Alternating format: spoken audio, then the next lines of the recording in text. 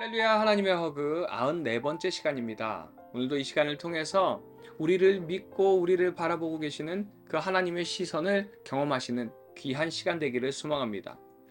22장부터는 다시 엘리바스의 세 번째 변론이 등장을 합니다. 그런데 이 세 번째 변론의 내용은요, 조금 심한 억측들이 추가되어 있습니다.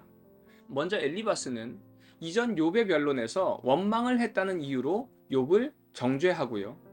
욥이 당대에 많은 재물을 가지고 있었기 때문에 가난한 자들을 학대하고 부정하게 재산을 모았을 것으로 추측하면서 욥을 정죄합니다.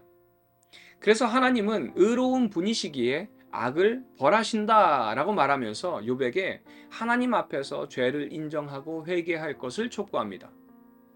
이런 엘리바스의 변론에 대한 욥의 답변이요 23장에서 이어지는데, 욥도 이제는 이런 변론에 지친 것 같습니다. 더 이상 사람들과 대화를 이어나가기보다는 하나님 앞에서 재판받기를 원하는 모습이 등장을 해요. 특별히 23장 10절 말씀은 우리가 너무 좋아하는 말씀이죠. 그러나 내가 가는 길을 그가 아시나니 그가 나를 단련하신 후에는 내가 순금같이 되어 나오리라. 비록 지금 고난이 너무 크지만 이런 고난을 통해서 주님께서 나를 정금같이 단단하게 하시고 이제는 순금같이 깨끗한 모습으로 하나님께 나아갈 것이라는 말씀이 우리에게는 참 많은 은혜와 위로가 됩니다. 그런데 히브리 원어를 보면요, 이 그러나라는 단어가 키라는 단어로 사용되어 있습니다. 이 뜻은 왜냐하면 이라는 뜻입니다. 그리고 또 단련이라는 단어도 테스트라는 뜻에 더 가깝습니다. 그래서 원어를 좀 생각하면서 구절과 연결해서 번역을 해보면요, 이렇습니다. 하나님께서 내가 아무리 찾아도 나타나지 않으십니다. 왜냐하면 내가 가는 길을 그가 아시나니 그가 나를 테스트하신 후에 내가 순금같이 되어 나오리라. 혹시 차이가 좀 느껴지시나요? 우리가 10절만 볼 때는요, 하나님께서 우리를 순금같이 단련하셔서 우리를 깨끗한 모습으로 만드신다라는 의미로 받아들여지지만, 원어상의 의미는요, 하나님께서는 이미 욥이 순금 같다는 것을 믿고 계신다는 의미입니다. 그러기에 욥은 자신의 이전의 삶이 하나님 앞에서 얼마나 떳떳했는지를 11절, 12절 말씀을 통해서 설명하고 있습니다. 사실 오늘 핵심절인 이 23장 10절의 말씀이 우리가 아는 기존의 해석이든지 원어의 해석이든지 우리에게 너무 은혜로운 말씀입니다. 하나님께서는 광야 이스라엘 백성들처럼 광야 생활을 통해서 하나님을 바라보게 하시고요, 다듬어 가시는 걸 우리는 봅니다. 이처럼 우리의 삶 속에 마주하는 고난을 통해서 하나님께서는 우리를 단련시키시고 더욱 하나님 앞에 온전한 모습으로 서게 하시죠. 그러나 뿐만 아니라 10절 말씀처럼 우리가 부족하기에 고난 속으로 밀어넣는 것이 아니라 이런 고난도 능히 우리가 이길 것을 믿기에 하나님께서 이런 고난을 허락하셨다는 것입니다.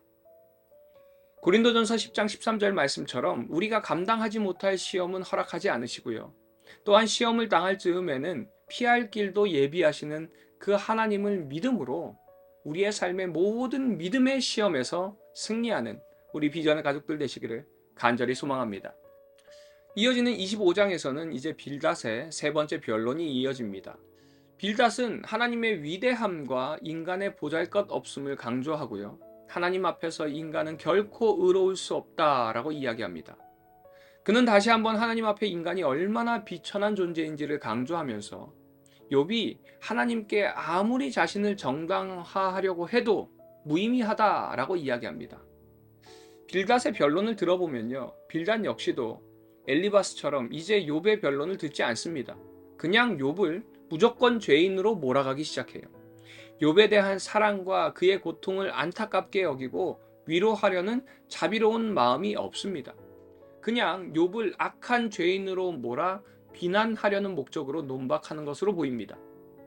이런 빌닷의 변론에 욥은 하나님의 능력과 섭리가 측량할 수 없고 무한하기에 지금 자신에게 닥친 고난의 상황 또한 우리 인간의 편협한 사고로 판단할 수 없다라고 반박합니다.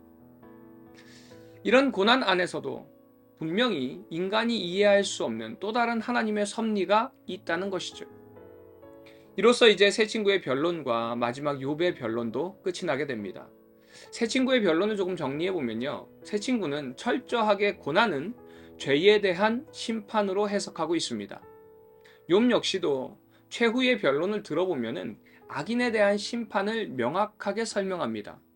하지만 고난이 그 심판인지 아닌지는 하나님만 아시는 부분이라는 것이죠. 그래서 우리 역시도 욥의 경우처럼 고난당한 사람이 있다면 정죄의 시선이 아니라 주님의 그 따뜻한 사랑의 시선으로 바라보며 그들을 위로해야 할 것입니다. 사랑하는 우리 비전의 가족 여러분, 여러분은 여러분 주위의 사람들에게 어떤 모습을 보이고 계신가요? 또 그들을 어떤 시선으로 바라보고 계십니까? 혹 지금까지 나만 선하고 나만 의롭다라는 그 착각 속에 살아왔다면 이 시간을 통해서 이제부터는 하나님 앞에서의 선함을 나의 주위에 드러내는, 하나님께 칭찬받는 우리 비전의 가족들 되시기를 간절히 소망합니다. 적용 질문입니다. 우리가 하나님을 믿는 것보다 하나님께서는 여러분을 훨씬 더 믿고 계십니다. 이 말씀이 어떤 의미로 다가오시나요? 오늘의 이 핵심절 말씀을 다시 한번 돌아보면서 하나님의 믿음에 반응하는 이 시간 되기를 소망합니다. 여러분은 여러분 주위의 사람들에게 어떤 모습을 보이고 계신가요? 또 어떤 시선으로 그들을 바라보고 계신가요? 하나님께서 우리를 바라보셨던 그 시선을 생각하면서 우리의 시선을 한번 돌아보시기 바랍니다.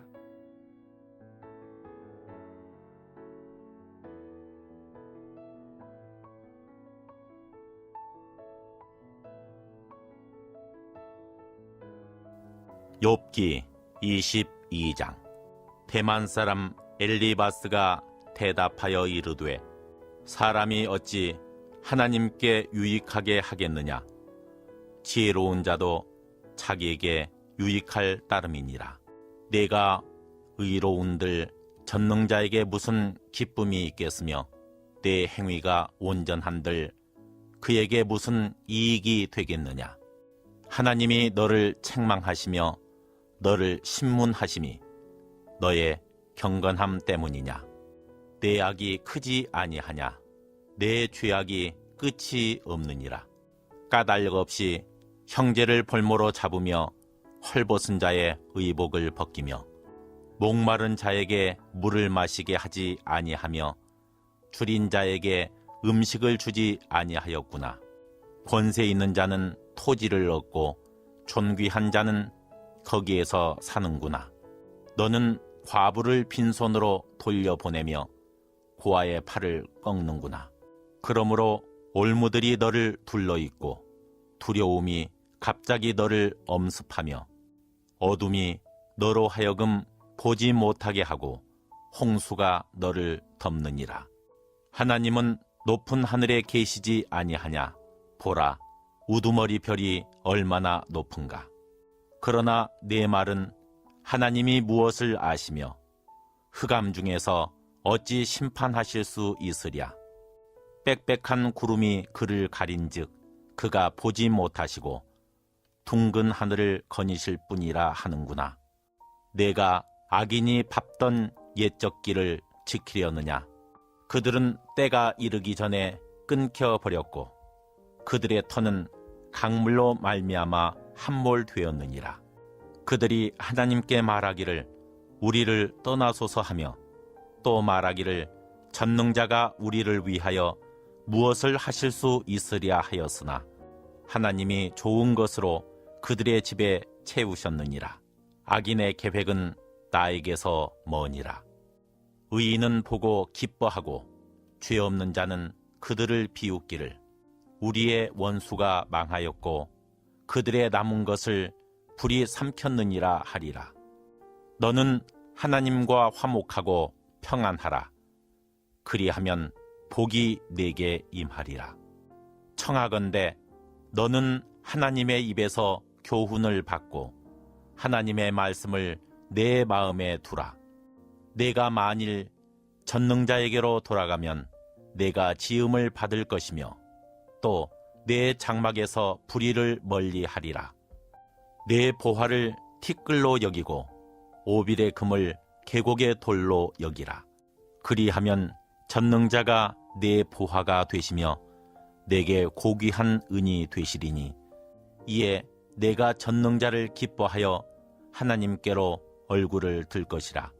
너는 그에게 기도하겠고 그는 들으실 것이며 너의 서원을 내가 갚으리라.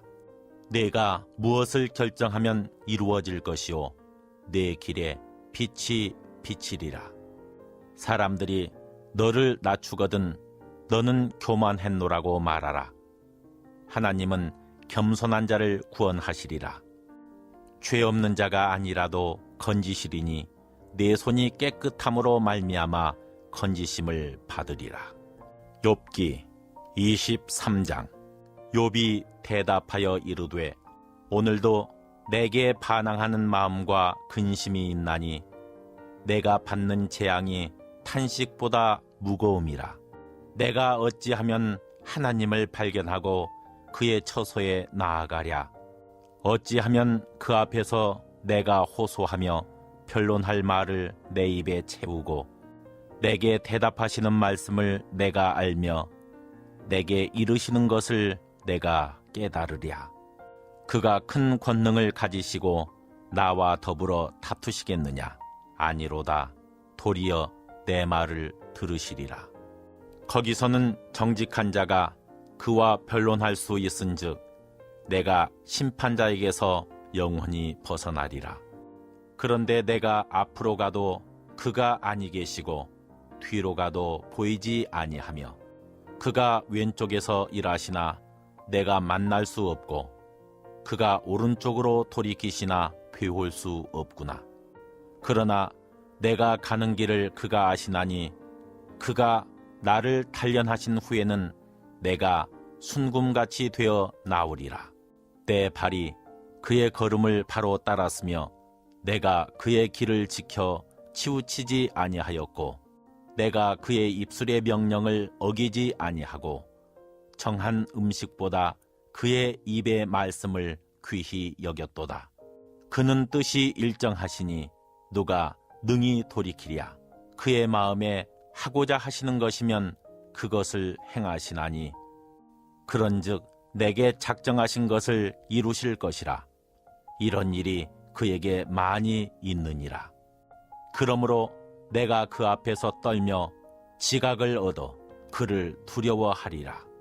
하나님이 나의 마음을 약하게 하시며 전능자가 나를 두렵게 하셨나니 이는 내가 두려워하는 것이 어둠 때문이나 흑암이 내 얼굴을 가렸기 때문이 아니로다. 욥기 24장.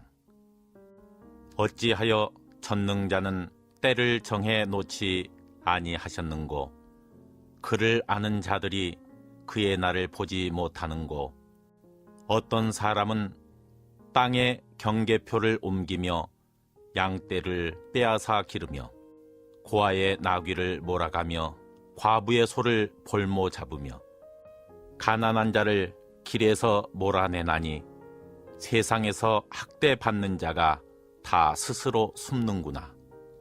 그들은 거친 광야의 들나귀 같아서 나가서 일하며 먹을 것을 부지런히 구하니 빈들이 그들의 자식을 위하여 그에게 음식을 내는구나. 밭에서 남의 꼴을 베며 악인이 남겨둔 포도를 따며 의복이 없어 벗은 몸으로 밤을 지내며 추워도 덮을 것이 없으며 산중에서 만난 소나기에 젖으며 가릴 것이 없어 바위를 안고 있느니라. 어떤 사람은 고아를 어머니의 품에서 빼앗으며 가난한 자의 옷을 볼모 잡음으로 그들이 옷이 없어 벌거벗고 다니며 곡식 이삭을 나르나 굶주리고 그 사람들의 담 사이에서 기름을 짜며 목말라 하면서 술틀을 밟느니라. 성중에서 죽어가는 사람들이 신음하며 상한 자가 부르짖으나 하나님이 그들의 참상을 보지 아니하시느니라. 또 광명을 배반하는 사람들은 이러하니 그들은 그 도리를 알지 못하며 그 길에 머물지 아니하는 자라. 사람을 죽이는 자는 밝을 때에 일어나서 학대받는 자나 가난한 자를 죽이고 밤에는 도둑같이 되며 간음하는 자의 눈은 저물기를 바라며 아무 눈도 나를 보지 못하리라 하고 얼굴을 가리며 어둠을 틈타 집을 뚫는 자는 낮에는 잠그고 있으므로 광명을 알지 못하나니 그들은 아침을 죽음의 그늘같이 여기니 죽음의 그늘의 두려움을 알미니라. 그들은 물 위에 빨리 흘러가고 그들의 소유는 세상에서 저주를 받나니 그들이 다시는 포도원 길로 다니지 못할 것이라. 가뭄과 더위가 눈 녹은 물을 곧 빼앗나니 수월이 범죄자에게도 그와 같이 하느니라. 모태가 그를 잊어버리고 구더기가 그를 달게 먹을 것이라. 그는 다시 기억되지 않을 것이니 부리가 나무처럼 꺾이리라. 그는 임신하지 못하는 여자를 박대하며 과부를 선대하지 아니하는도다. 그러나 하나님이 그의 능력으로 강포한 자들을 끌어내시나니 일어나는 자는 있어도 살아남을 확신은 없으리라. 하나님은 그에게 평안을 주시며 지탱해 주시나 그들의 길을 살피시도다. 그들은 잠깐 동안 높아졌다가 천대를 받을 것이며 잘려 모아진 곡식 이삭처럼 되리라. 가령 그렇지 않을지라도 능히 내 말을 거짓되다고 지적하거나 내 말을 헛되게 만들 자 누구랴. 욥기 25장. 수아 사람 빌닷이 대답하여 이르되 하나님은 주권과 위엄을 가지셨고 높은 곳에서 화평을 베푸시느니라. 그의 군대를 어찌 계수할 수 있으랴. 그가 비추는 광명을 받지 않은 자가 누구냐. 그런즉 하나님 앞에서 사람이 어찌 의롭다 하며 여자에게서 난 자가 어찌 깨끗하다 하랴.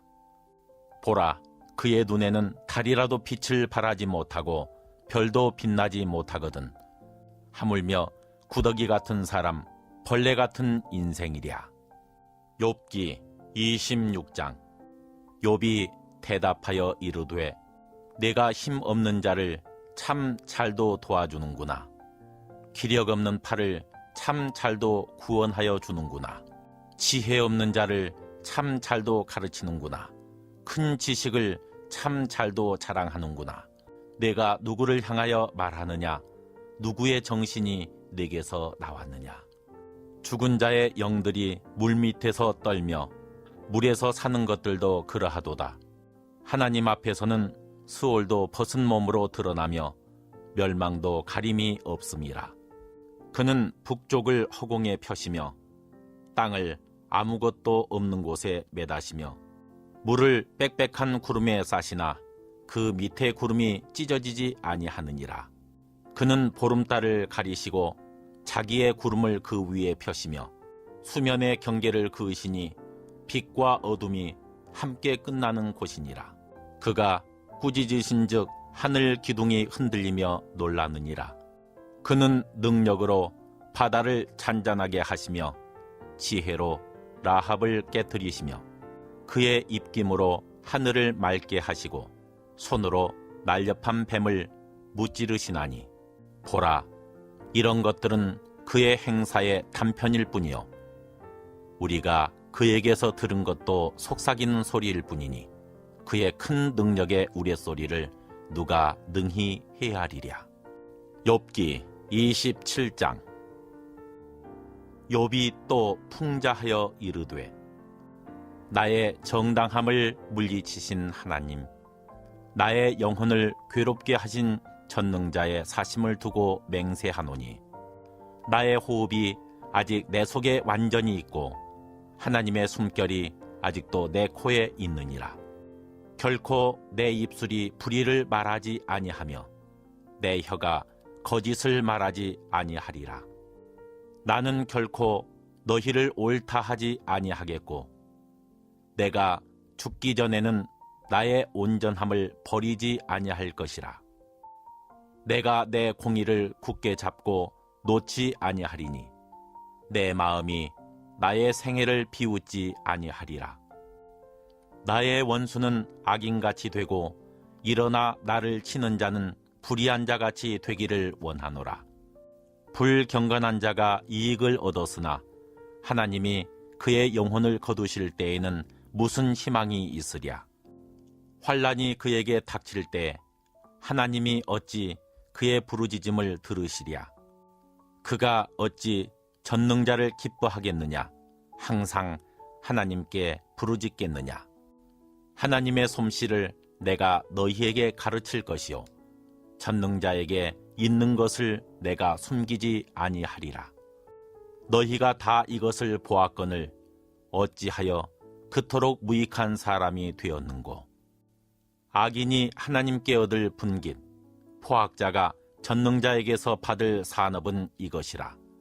그의 자손은 번성하여도 칼을 위함이요 그의 후손은 음식물로 배부르지 못할 것이며 그 남은 자들은 죽음의 병이 돌 때에 묻히리니 그들의 과부들이 울지 못할 것이며 그가 비록 은을 티끌같이 쌓고 의복을 진흙같이 준비할지라도 그가 준비한 것을 의인이 입을 것이요 그의 은은 죄 없는 자가 차지할 것이며 그가 지은 집은 조매집 같고 파수꾼의 초막 같을 것이며 부자로 누우려니와 다시는 그렇지 못할 것이요 눈을 뜬즉 아무것도 없으리라.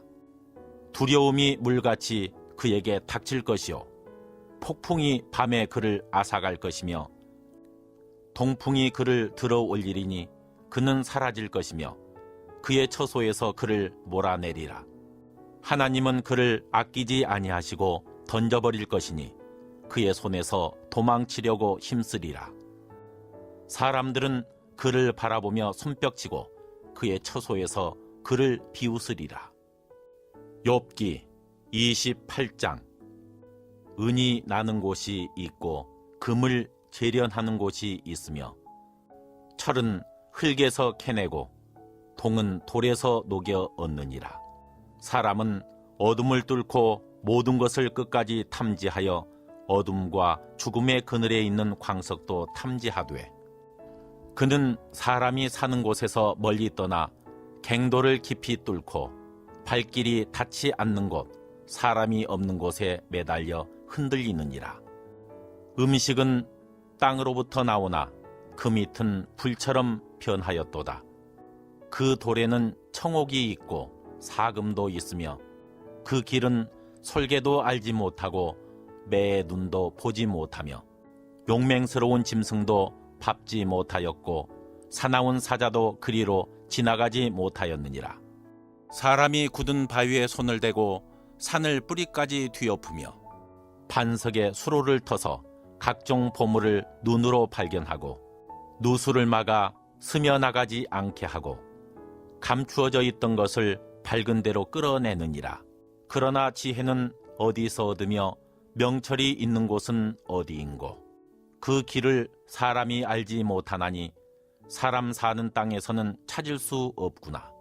깊은 물이 이르기를 내 속에 있지 아니하다 하며 바다가 이르기를 나와 함께 있지 아니하다 하느니라.